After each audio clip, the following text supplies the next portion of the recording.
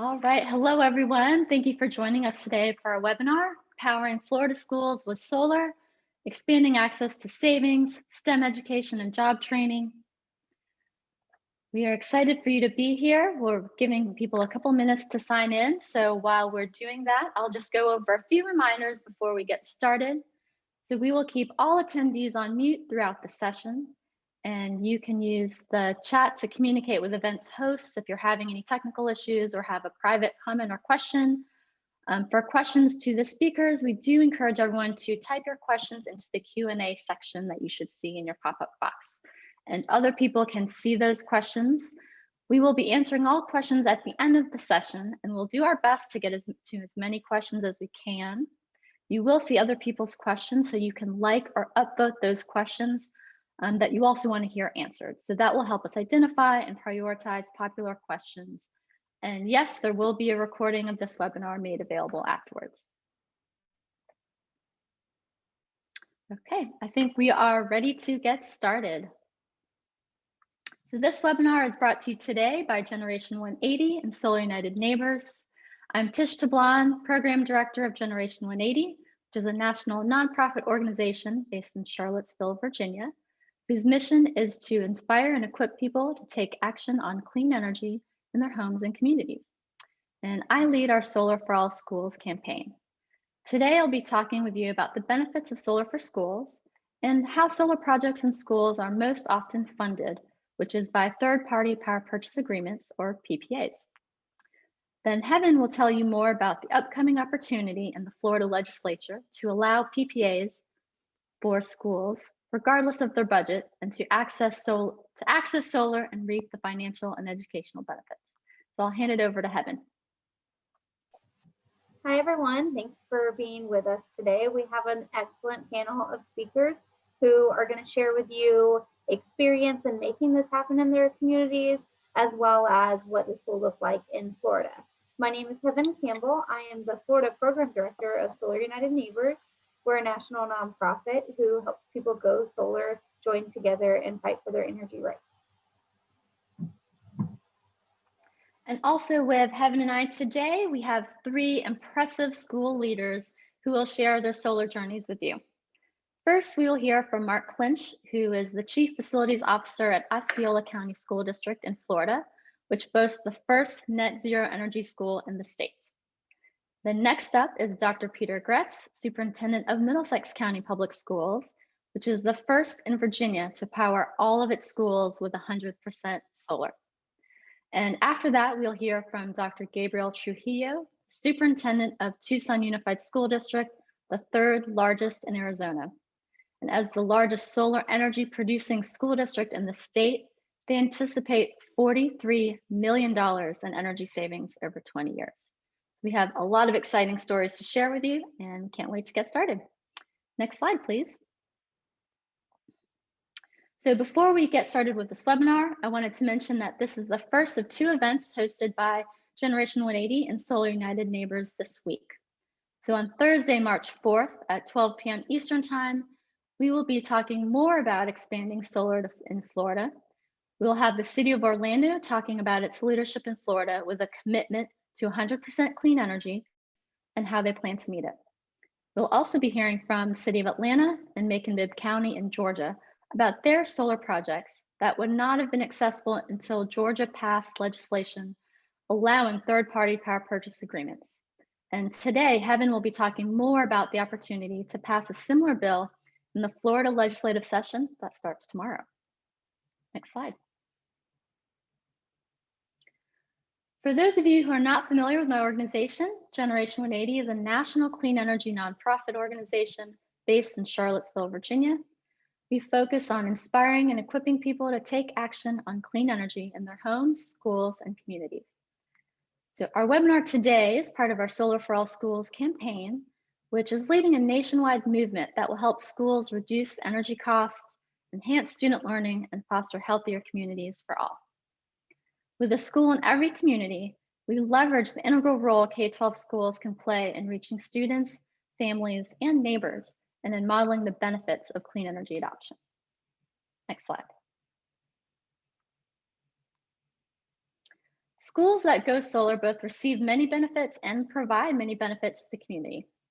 So going solar helps schools save on energy costs, which is especially critical this year as the pandemic has decimated school budgets. Schools use on-site solar energy systems as hands-on STEM learning labs and for preparing students for the fastest growing job in the country, a solar installer. Since schools are also used as emergency centers for communities after natural disasters, having solar and storage to power the building when the grid goes down is an important community asset. And Heaven will talk more about the job creation and economic impacts that solar can bring, particularly in Florida. Next slide. It's no wonder with all of these benefits to schools that the number of schools going solar nationwide is growing quickly.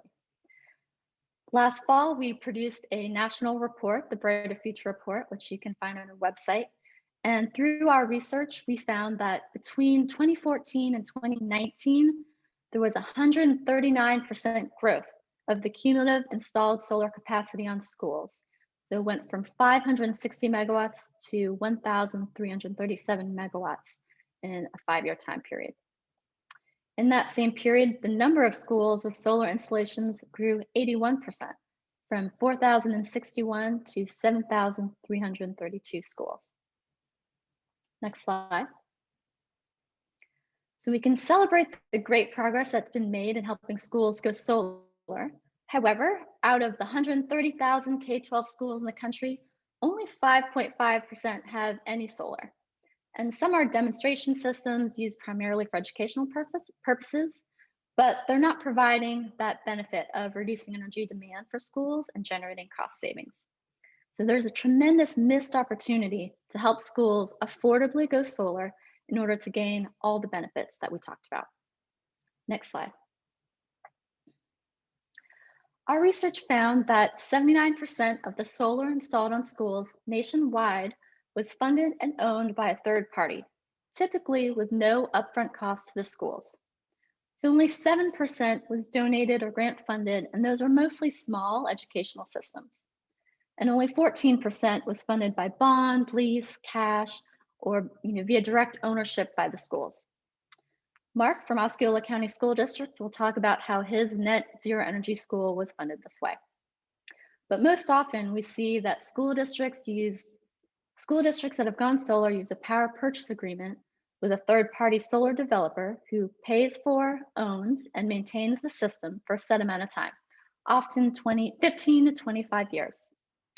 The school district, in this case, the school district doesn't purchase the panels, but instead purchases the energy produced by that system, and usually at a rate lower than what they would pay the utility. So this is how schools are able to afford going solar and see immediate energy cost savings. Next slide. The schools that were able to take advantage of third-party ownership or power purchase agreements must be in a state where it has been allowed by law. So power purchase agreements are allowed in 28 states and DC. And you can see from this map, the top states for solar and schools show up as navy blue. And 9 of the 10 top states explicitly allow third-party power purchase agreements, including California, Arizona, Virginia, New York, Massachusetts. However, Florida does not yet allow power purchase agreements. And sadly, the Sunshine State only ranks 24th in the nation for the amount of solar installed on schools. So we will be talking more about how we can fix that. Next slide. So in my home state of Virginia, where Generation 180 is based, we have a perfect example of what can happen when schools are allowed to use power purchase agreements to go solar with no upfront costs and realize immediate energy savings. So in 2013, a law was passed that created a pilot program in just one utility's territory, Dominion Energy, for up to 50 megawatts of solar using power purchase agreements. So once schools caught on to this opportunity to save on energy costs and go solar with no upfront costs, solar in schools really took off, particularly in the last few years. And now we estimate that there are over 30 megawatts of solar installed on Virginia K-12 schools, which is over 100-fold growth from where we started before PPAs were enabled. Next slide. And I'll just share one more example of what can happen with this type of financing. So Santa Barbara Unified School District in California looked for ways to become more resilient after wildfires and subsequent mudslides destroyed much of the county a few years ago. And the high school was used as an emergency shelter. The district is now using a PPA to fund 4.5 megawatts of solar on 14 school sites, 6 of which will include battery storage.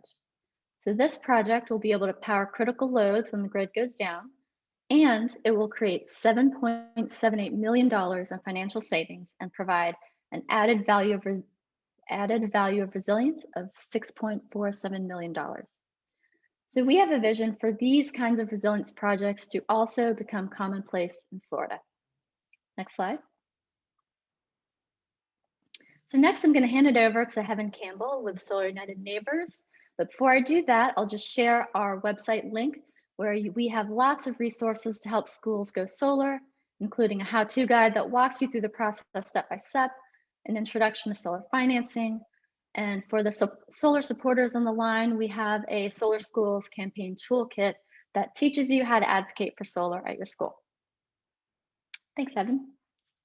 Take it away. Thank you so much. What a perfect stage you have set. And now I want to hone in rather on Florida and talk about what we're doing here. So again, I'm with Solar United Neighbors. We like to say we're a community of people building a new energy system, and we vision rooftop solar as the cornerstone of that new energy system. Next slide. So I want to just rehash again what power purchase agreements are, because they don't exist in our state. We get this question a lot, so it's worth revisiting. This is a financing mechanism, and what it allows is for large organizations, especially tax-exempt organizations who can't benefit from the tax credit, to avoid upfront costs for financing large solar systems. A third party is going to own and maintain that solar system for the host site, which takes a lot of ongoing maintenance and operations off of the host site as well. And then the clean energy supplier will sell electricity back to that host site. So that developer sells it back to the host site at a reduced rate, creating not only zero upfront costs, but immediate savings. And that developer is able to take the tax credit, which helps make this whole plan work out for both parties. Next slide. So here in Florida, as Tish mentioned, we explicitly do not allow power purchase agreements. And that's because of specific language that says that anyone who is sharing or selling kilowatt hours, any type of electricity, must be a public utility. So many other states, the majority of other states, either allow them on a case-by-case basis or have specific statutory language that allows power purchase agreements within that state. Next slide. So the first thing that we did when we were embarking on this campaign to help expand knowledge and awareness about power purchase agreements and how we could benefit from them here in Florida was to get with some people who could really pull the numbers and then plug those numbers in and see what it would look like in our state. So what we did was bring on board Dr. Stevens and Dr. Michaud from Ohio University and the University of Central Florida, and ask them to take a look at what this would look like for Florida and what the impact would be. So we have this report, and we'll put a link to our campaign webpage in the chat, and that's where you can find this report and also very specific one-pagers that are zooming in on different case studies within the report as well. Next slide. So on a state level, some of the projections that they came up with were, we looked at 3 different scenarios, a low, moderate, and high scenario. So this was kind of an immediate uptake, what would happen if they were legalized. The low scenario would be an additional 1.2 gigawatts of solar. A high scenario would be 2 gigawatts.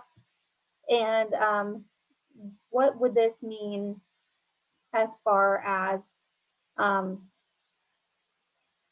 different benefits from solar. Let's look at that. Next slide. So economic benefits, which is whenever we first were looking at this report, we didn't know the full impact that the pandemic would have. Now I think we're getting a better glimpse of that, although there's still, I'm sure, more impact to come and analysis of where we stand once this is all over with. But the economic benefits become more and more meaningful as we try to recover from this pandemic. So the low scenario, again, that was 1.2 gigawatts, that would have a one-time economic impact of $2.3 billion for our state. Now, this is just one time. Let's look at what this would mean annually. Next slide. So the annual residual impact in that low scenario would be $16 million a year. So those are big numbers, and that's just a low scenario, and we definitely erred on the side of conservative. Next slide. We are also ground zero for climate change here in Florida. So we knew that it was going to be really important to look at the environmental impact that this could have. So the annual greenhouse gas mitigation on the low scenario was 1.8 million pounds or tons of CO2 equivalent. So if we want to put this in layman's terms, what would that look like in, say, cars taken off the road? So low scenario, that would be 88,000 plus cars taken off the road annually. Next slide. So we also did some case studies to try and zoom in on what this would look like for real organizations. And we did work with these organizations to use their electrical usage and make sure that we were presenting real scenarios. Next slide. We looked at 3 different organizations. They also kind of followed the scenarios of large, medium, small. So one was the city of Orlando, that would be our large scenario. Medium was Osceola School District. And then small scenario was First Unitarian Church, also in Central Florida. And this is important because these are actually 3 actual organizations who stand to benefit from the legalization of PPAs. All of these are tax exempt organizations that need, not only could use, but need PPAs to help meet some of their already set goals. So if we want to zoom in on Osceola School District, right now they have a very large electrical consumption, which is not unusual for schools. And they have also a very large potential solar capacity. So they can install up to 2 megawatts of solar. The potential solar generation is just around 3% of their actual electrical consumption, but that also equals over $90,000 in energy savings per year. So although it's a small chunk of what they're currently using, they would be saving real money that they could then reinvest in the students. Next slide. So here is that data pulled out. So I want to draw your attention also to the total economic impact of construction is over $4 million. So while this is a zero upfront, zero taxpayer way for the school to immediately benefit, the school district to immediately benefit from solar energy and those savings, at the same time, it's also injecting economic stimulus right back into the local economy. Next slide. So I am going to hand it over now to Mark Lynch with said school district, and he can tell you what they have already done and how they did that. Thank you, Heaven. So I'll start with my typical disclaimer. I'm not a salesman. I'm not here to sell you anything today. However, I am here to share golden nuggets of information that I hope that you can take back to your local school districts and use in a beneficial manner. So as Tish mentioned earlier, this is Neo City Academy, a STEM high school. It is the first net zero energy school in the state of Florida. So there you go. It is possible. You can do this. So I'm going to talk today about a smart way to do a solar project. And it starts with driving down EUI, energy use intensity. And that starts with the initial construction, where you're tightening the building envelope, right-sizing the mechanical system, efficient lighting system. So driving down that energy use intensity. Next slide, please. Why? Because we're looking to reduce our operational costs, because school districts spend over $6 billion a year. That's the highest operational costs that a school district has, second only to salaries. In our school district, 90% of our costs are utility costs, or the utility costs are electricity alone. So that is a big number and also a very big opportunity. Next slide, please. What is EUI, energy use intensity? So this is everything in the building that consumes power divided by square footage. The lower the number, the better. Just like a golf score, a lower number is better. And typical EUIs, next slide, please, are up on the top. So the national is 68, in our school district 65, our state of the state of Florida 55. With Neo City Academy, we were actually able to get the EUI down to a very low 16, and that made it possible to install rooftop solar and get all of the solar array on the roof. Whereas if this building would have been built to traditional standards, we would have covered the roof and we would have about 2 acres of additional solar, ground-mounted solar, to get this building to net zero energy. The building is actually net positive. We've installed a total of 650 solar panels, 470 are roof mounted, another 96 on the dining canopy. The roof mounted and the dining canopy get us to net zero energy, and the covered walkway contributes to our net positive goals.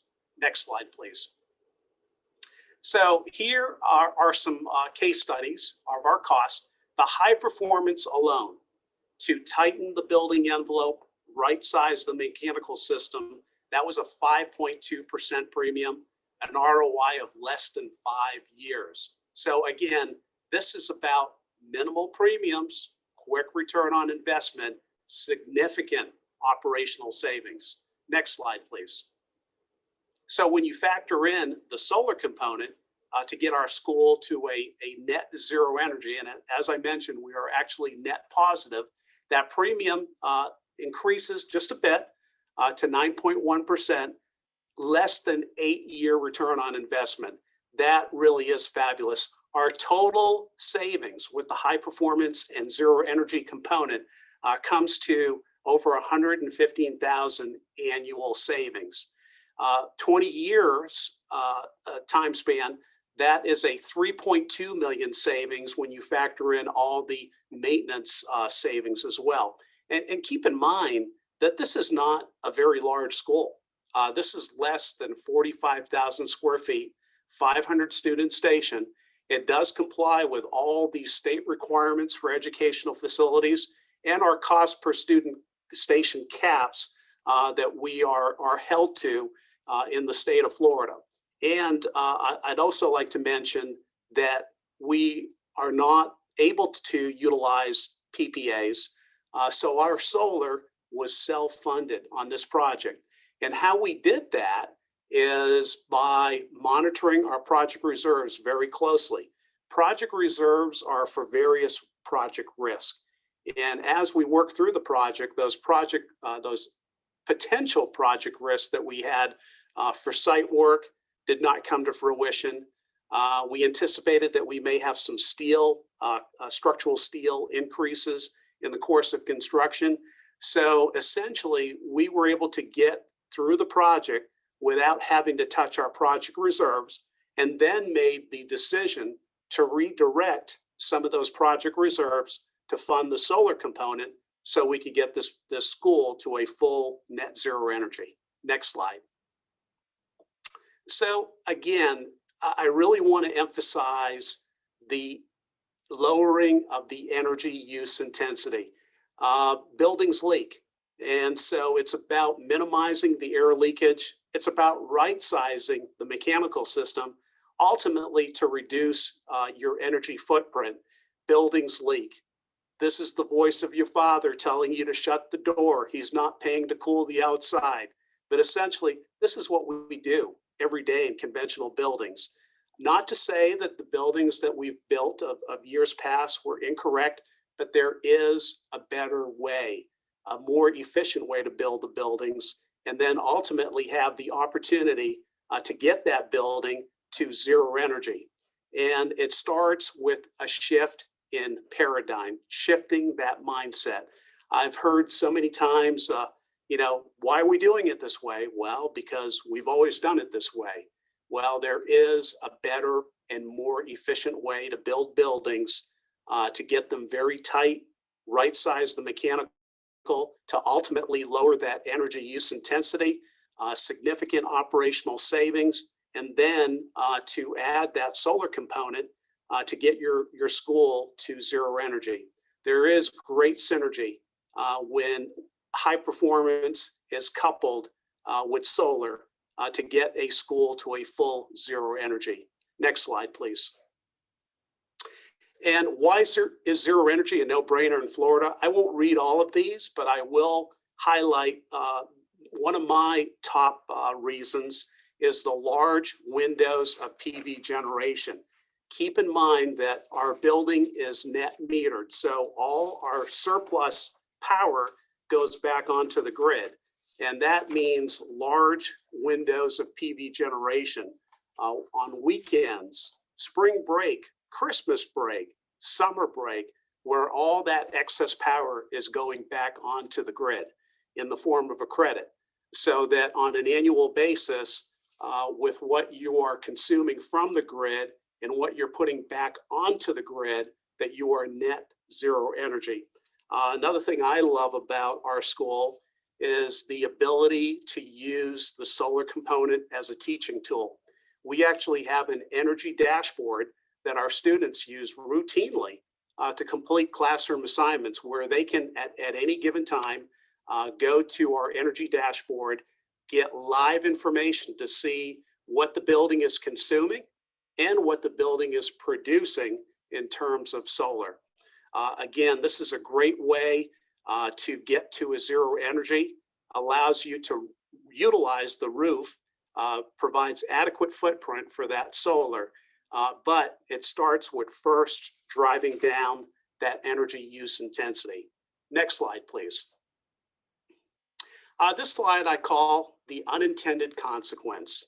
When we set off to build this project, it was not our goal to win lots of awards and receive recognition. We've received 11 prestigious awards. We've been published 19 times in most every trade publication. So that is a nice benefit to this project. But what it does is it confirms that we are on the right track, that we are doing what's right for the building sciences moving forward. Next slide. This is my email address. Please don't hesitate to reach out to me. I'm happy to help you in any way that I can. With that, I'll turn it back over to Heaven. Thank you so much.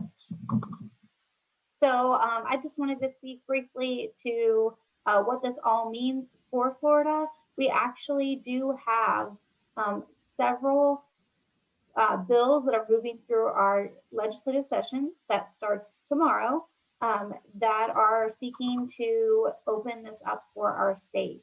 So if anybody wants to get connected on what that looks like for Florida and what we are working on, I put the campaign webpage into the chat, and I know that we'll also have our emails available at the end so that you can get connected.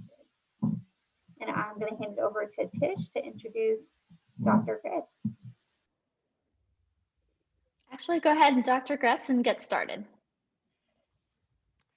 Thank you, Tish. And Mark, that was great. A lot of the information that I'll share is probably going to be very reminiscent of the experience that Mark shared. I'm really thrilled to be able to tell this story about our division becoming a fully powered division by on-site renewable energy. And this first picture in this slide, I really like this because it shows just how integrated the solar panels are into the life of our schools. That's a shot of an elementary school during recess. Kids are playing soccer, and you can see the panels are right behind them. And it just has become a part of the school campus, a part of the school experience, recognized by our community as well. I know my time is brief, so I'm going to jump right in. Just want to give you a few quick comments about Middlesex County, where I am in Virginia. We're on the eastern end of Virginia, right on the water, a very small county, about 10,000 people. We're surrounded by water on all sides, a lot of waterfront homes, sailing. During the summer months, our population quadruples with people who own second homes and vacationers. We're very, very rural. Our schools serve about 1,200 students, and there's very little economic development or growth on the horizon in Middlesex, which is important for you to know because most of the support for any initiatives that we want to grow in our schools really have to come from local effort, tax increases, or creative grant writing. So with this slide, we'll stay on this one, Heaven. I just want to give you a brief overview of our project, which began with an extensive feasibility study. About 8 months, we put together a task force and really just started looking at what this kind of thing might look like for Middlesex County. And at that point, it wasn't even decided whether this would be a project for our schools or for our county. We looked at historical trends in energy consumption, price history, traditional power, modeling potential scenarios if we could lock in a rate through a power purchase agreement over the long haul. There really were three things driving us at this point, at the heart of our pursuit of this project. One would, of course, be the financial savings. The second would be learning opportunities that our kids would have, as Mark mentioned. There's a hands-on component that's pretty cool with these things being on site at the schools. And then finally, just being responsible stewards of our resources, the resources given to us by the county, as well as natural resources. The most important, probably not necessarily to me, I'll save for the end of my few minutes here what was most important to me, but I think probably most important to the project was the financial savings that we could realize for our county and for our schools. And when it came to those financial savings, there were really two things that mattered to us most. And the first was ensuring that we could see those savings without any kind of upfront investment. And that probably was the thing that hung up our feasibility study more than anything. As we would look at this, it just seemed like more and more of a no-brainer, but we just couldn't wrap our heads around that kind of benefit truly being at no cost to the school division. There's no such thing as that in the life of school finance, as you know. But truly, no upfront investment for the schools. And then the second was finding a partner that we really could trust, because in Virginia, we were a very early adopter embracing renewable energy. So we ended up partnering with Sun Tribe Solar. We went through a competitive bid process. We had members of the county and the schools, as well as parents in the selection process. This is a company based out of Charlottesville, Virginia. We did negotiate a power purchase agreement that has led to us paying 15% less per kilowatt hour for energy than we would have been paying with our traditional utility provider. Long term, that means over $4.7 million in savings for Middlesex County Public Schools, which is staggering. In the short term, it has meant tens of thousands of dollars that I have been able to reinvest back into our division right away. Next slide, please. So our project was done in two phases. The first phase was done behind Middlesex Elementary School. It's actually the picture that is behind me right now as I speak in my on my profile. And that project powered fully our elementary school and middle school. And it was never intended to do another phase, but the project was so successful and our experience with Sun Tribe so positive that it was actually my school board that came and said, when are we going to get to high school? And so we were able to bring them back to do a second phase, which is the picture that you see there. Those are the panels behind our high school that fully powers that facility as well. They're ground mounted units, obviously, as you can see. The first was completed in August of 2018, and then we were able to bring the high school on in December of 2019. Next slide, please. So this definitely was a community effort. As I shared earlier, our process began with a task force made up of school board members, board of supervisor members, division operations people, parents, and that same group was expanded later to participate in the selection process. And I will add that our community had really had a larger vision working towards revitalizing our central hub of our community. We were one of two in Virginia to get a pretty sizable revitalization grant. We have just onboarded electric buses this year through a program with Dominion Energy. We were building housing for affordable housing, attractive housing for teachers and deputies and others that sometimes it's hard for us to attract folks, especially younger folks, to a community like this. And then the revitalization of the county seat, really this project fit into that and enabled us not only to come together as a community, but to realize tremendous savings to further build trust with those that hold the purse strings for us during budget season, which we're in now. Next slide. So as Mark mentioned, I like the way he put this, the unintended consequence. We were just looking to save some money and be responsible, but really we have had some wonderful positive promotion through the press that we never would have expected. As you can see, we're in the Washington Post and NPR, PBS. This is a big deal for a little place like Middlesex County. So we've had a wonderful experience with that. And honestly, our experience has really been so positive, both because of the success of the project, but also just because of our ongoing relationship with the company that we've partnered with, SunTribe. It's a story that I really enjoy telling, and I look for every opportunity to share it with my colleagues, and have done so over the past couple of years since our project came online in 2018. I believe it's close to a couple dozen other divisions in Virginia have followed suit. Not only putting projects in, but putting projects in with SunTribe. So it's been unbelievably positive. And so this next slide is really the point that I'm most excited about. Probably my favorite part of the project, the hands-on learning opportunities that our students are given and our teachers have access to with these being on site. You can see there a couple of kids, they're right outside the solar panels behind the elementary school. And we had an Eagle Scout who came and did a project where he essentially put together pictures explaining the solar process and then posted them on these displays right outside of the project. And then there's another picture there. We have folks from SunTribe that come in and join our classrooms, speak to our students.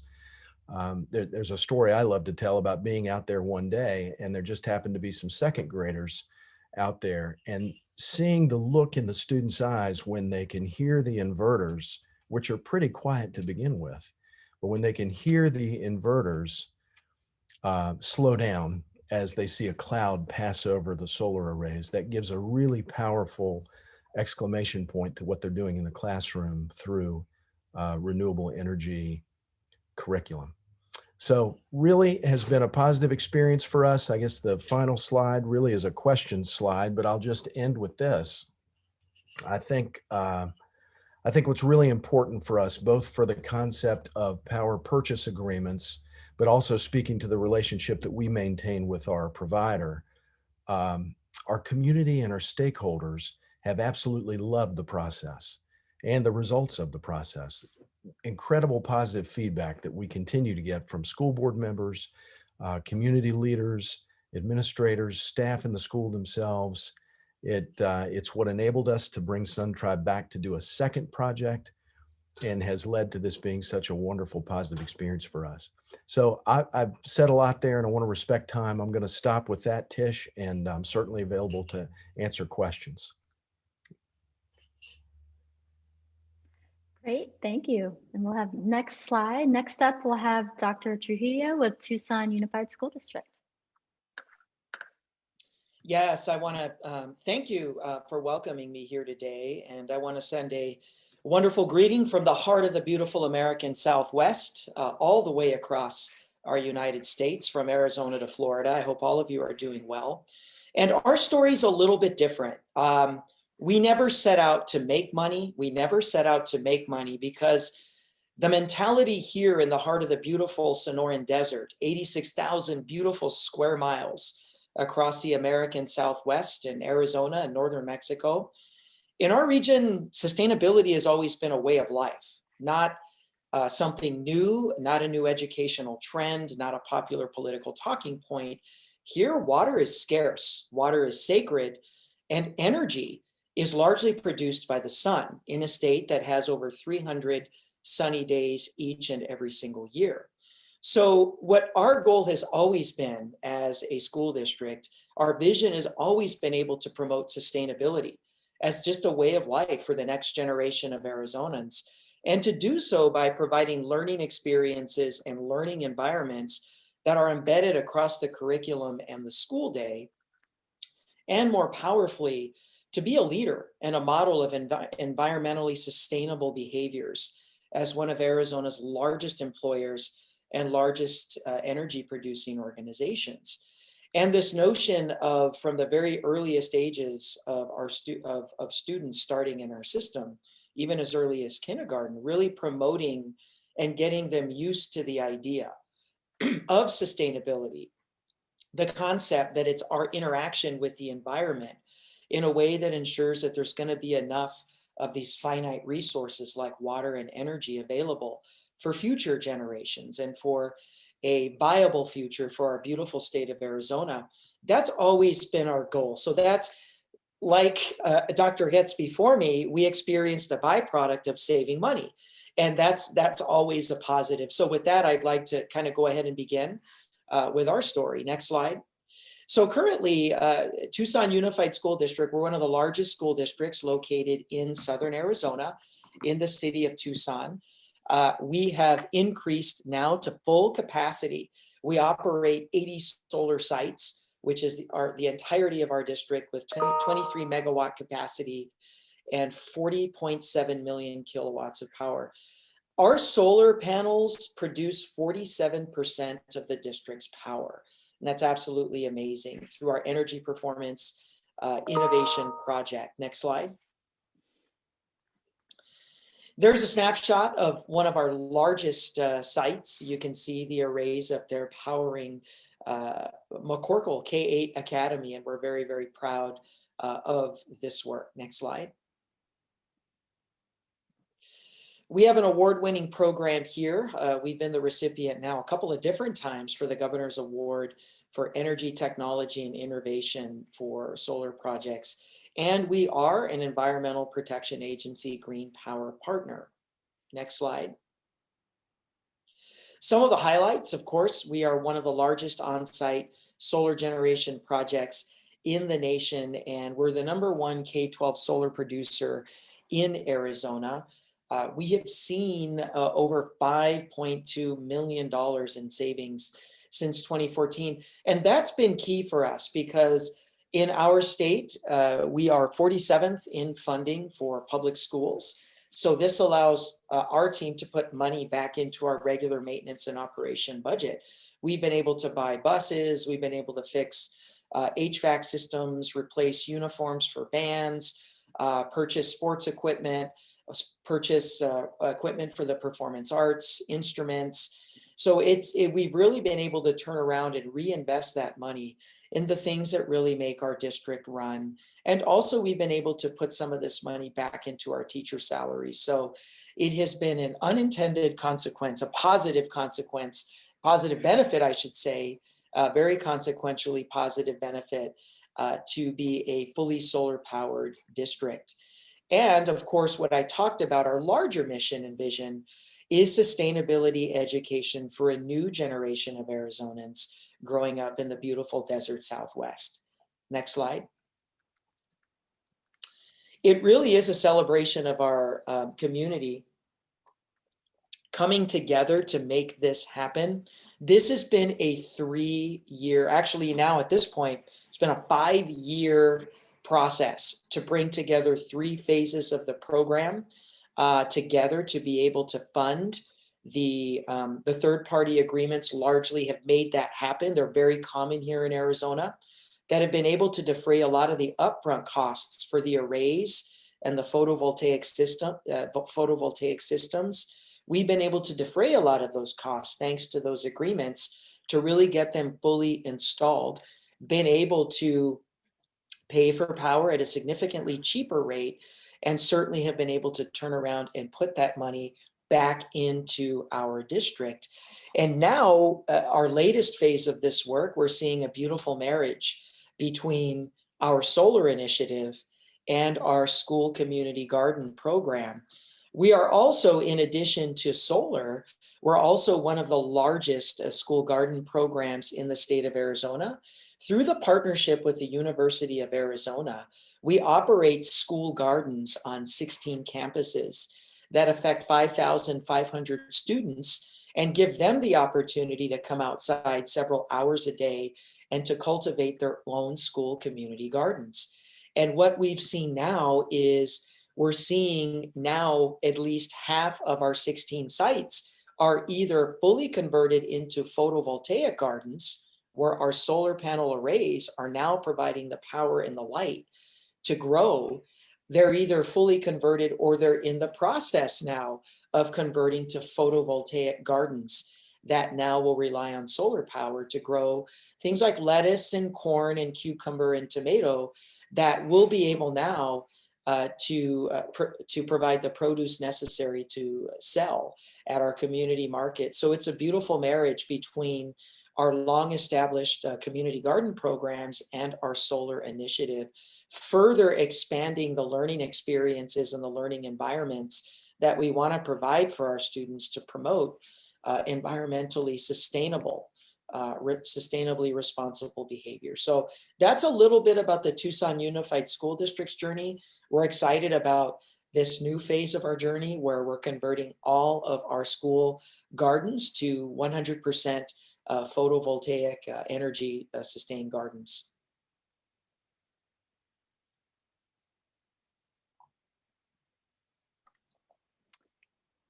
Dr. Trujillo, thank you so much for sharing your story. That's amazing. We've just heard from 3 amazing school districts talking about their solar journeys.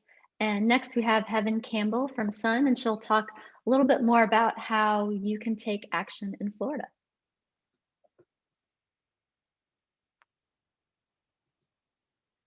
Thanks so much. And wow, what powerful panelists we've had today. Thank you so much, everyone, for sharing. I would like to, I don't know if this GIF is going to play, but if it does, I'd like to just reiterate what this means for schools. As we've heard, real life right now, we're talking about new teacher salaries, funding for schools, things like real life playgrounds and also STEAM playgrounds, right? Real life learning happening as they're looking at solar producing energy for their school. Next slide. So as I mentioned, we have a few bills right now moving through our session. One of them is something that would help, like in Osceola's case, by helping to remove barriers such as a spending cap barrier that really excludes solar from the list of options for school as they're either being built or undergoing major renovations. So that is happening right now and is actually kind of moving. And then we have a resilient schools bill that would create a pilot program for PPAs for schools, as well as focusing on the storage portion, and a bill that is introduced that Solar United Neighbors is really helping to promote, that would legalize PPAs, not just for K through 12 schools, but also for colleges and universities, as well as municipalities, speaking to that next webinar that we're having that I know everyone's going to share. And open it up for the most growth for Florida. So what can we do right now? Well, thank you for attending today. It's so good to make sure that people are building education and awareness, because so many people don't know about this financing mechanism and what it could mean for our state and our schools. And then reach out to your legislator, reach out to your elected official and tell them that this is something that you support and it's worth them getting educated about.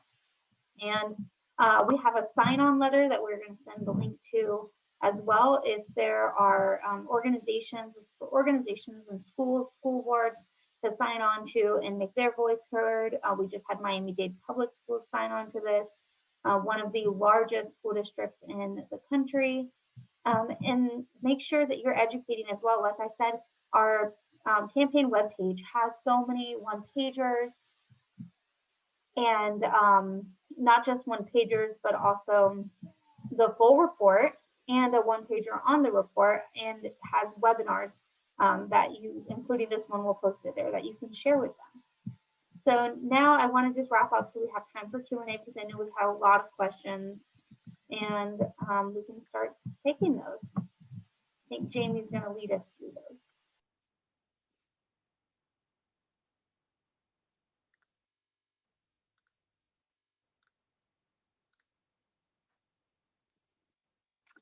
Okay, well, thank you, Heaven, for sharing how people can get involved. And thank you again to our amazing speakers. I know we had a lot of great questions show up in the Q&A, and some of them were answered already through that Q&A feature.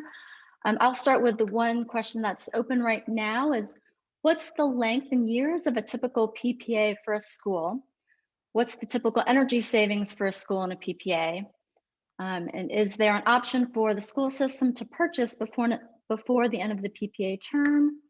I assume the expectation is that the school would purchase the system at the end of the PPA term.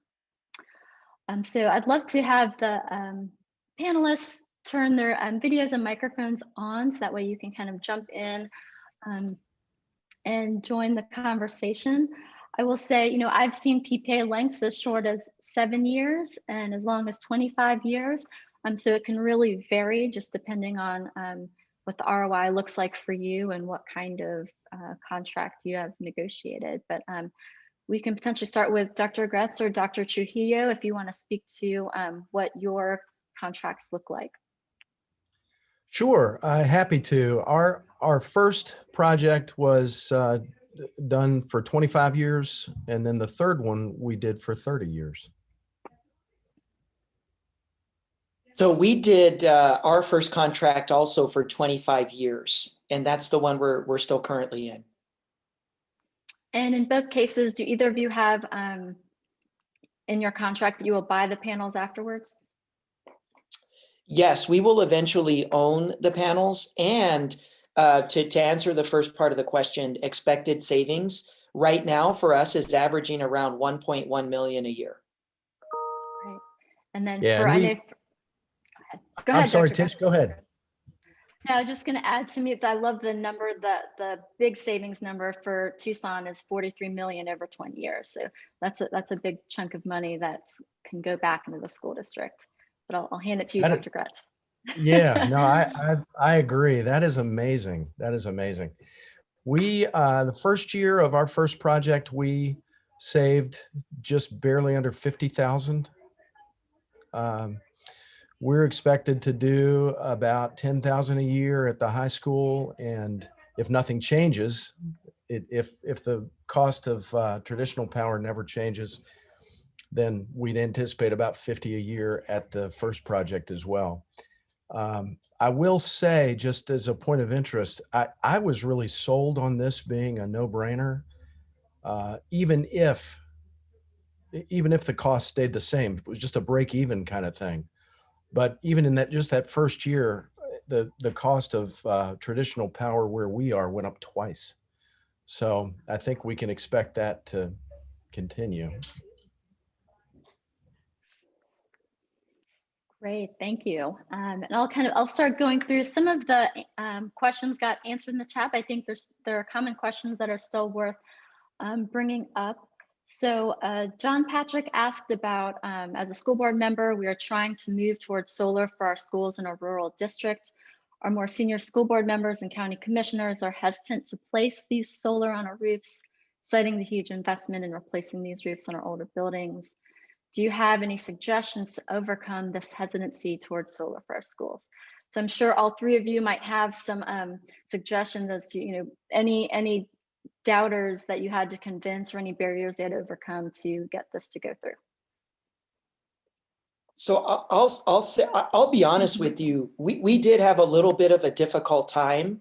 So we had to leverage the neighborhood associations and win them over one by one in the city of Tucson. And so we literally had to go to each neighborhood association and kind of negotiate and talk about the benefits of what the cost savings would mean to the school and the larger vision, which resonates with Arizonans, the larger vision of sustainably responsible behaviors and teaching a new generation of youth what those behaviors are. Once we got that done, then it became the real nitty gritty. We don't want it on the playground, or we don't want the arrays here versus there. And the more you can make the community, the local school community, not just the larger district community, but you actually have to get in and go each local school, make them a part of the decision-making process, get them to buy in. It's great from a superintendent's perspective. It's great cover for your school board. They don't have to deal with the blowback. They don't have to deal with calls to the audience, people going to city council. That literally was the toughest part of this for us. Once we got that mapped out, it became a lot smoother. So as we started adding additional schools, we knew that we had to do that work up front. Go meet with the school site council, then meet with that neighborhoods association to get their buy-in, because the sticking point was literally, where are you going to put the arrays? And if you can work that out, you'll be okay. And I love the photos that you shared and Dr. Gretz shared that show some options, right, on where you can put them. Really, all three. We see rooftop, we see lunch canopy behind Mark, and we've seen some ground mounts as well. So I love that. Yeah, thank you. We are getting close to the hour, so I'm going to combine a couple of questions that I saw in chat, mostly about financing. So we have Middlesex County and Tucson that have used PPAs. In Osceola, they self-funded the project. So couple of questions about bonds. So I mentioned in my presentation, we found in our research only 14% of solar capacity on schools nationwide were funded by bonds. I'll throw the question out to the panelists. Have you considered bonds? Why were PPAs more advantageous? Or are you using both techniques, both options? I'll start with that. So we already have several large bond programs out. So our school district's position is not to bond ahead for solar, but we're doing that through other means. The main means is self-funding, and really we do that through closely monitoring our project reserves. Every project has project reserves for those unforeseen conditions that may come up, whether it's a site issue or some other building construction issue. So what our approach is to really closely monitor those project reserves, so that when we get to a point in the project, the 50% mark of construction, and we still have our project reserves well intact, where we can redirect some of those project reserves towards the solar array. And I can tell you, on NeoCity Academy, it was a competitive bid. It came in at $1.72 a watt. We were actually expecting somewhere north of $3 a watt. So very competitive.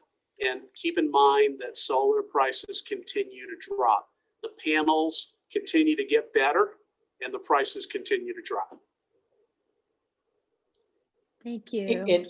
In our case, I'll be honest with you, we haven't been able to pass a bond because Arizona really is a tough place to ask community members to absorb a tax increase. It's not Arizonans do not like additional tax increases, like a lot of communities in America. And so we had to go this route just because our city already levies our community with a lot of taxes. And we typically do not do well funding public schools. Our community is more, they're more spirited about holding the legislature accountable versus shouldering a tax burden. So we had to go the PPA route. And quite frankly, big word for that, you know, it really is a great financial agreement for any district that can get one. You will recoup your money. You absolutely will. Yeah, I would echo those sentiments. We have the same experience here in Middlesex. I would say that if, of course, economic landscape was a little different when we brought ours on board, but I would say if it weren't for the ability to enter into an agreement like this, we would not have been able to do this. No way. All right, well, thank you so much for your comments. Unfortunately, we are at time, so we're going to wrap it up here. And I'll remind everyone that we will have a recording and we will go through questions that you posted and see if we can answer some of them offline. But thank you so much for sharing your stories, and thank you, audience, for listening in and asking great questions.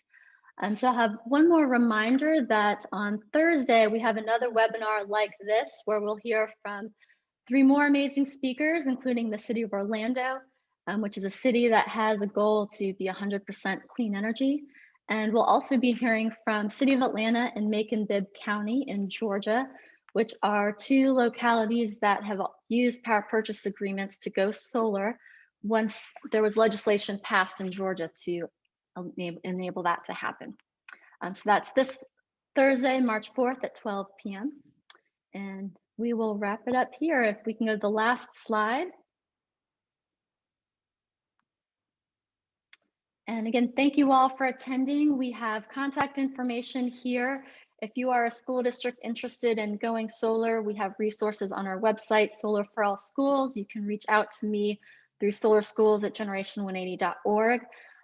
Please reach out to Heaven if you're in Florida and you want to support this campaign to enable PPA legislation in Florida. SolarUnitedNeighbors.org or heaven@solarunitedneighbors.org is her email address.